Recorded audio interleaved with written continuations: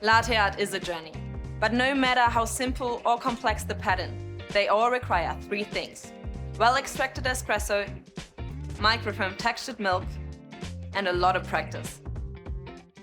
A high-pressure steam wand using a powerful steam pressure at around 130 degrees Celsius is essential for creating silky taste and velvety mouthfeel. And without it, latte art is not possible. To help you master latte art, we've created a training cup to get you started. The circular lines at the base indicate the espresso volume for a single and double shot.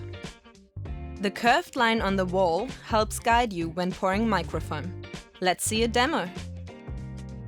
Start with the jug up high and tilt the cup to increase the surface area of the espresso, using the dotted line as a guide. Pour a thin, constant stream of microfoam to pierce the center of the crema.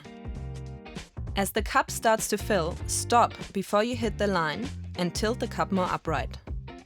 Then bring the tip of the jug close to the surface of the milk, almost touching it. At this point, a white dot will start to appear. Keep steadily pouring, making the dot larger.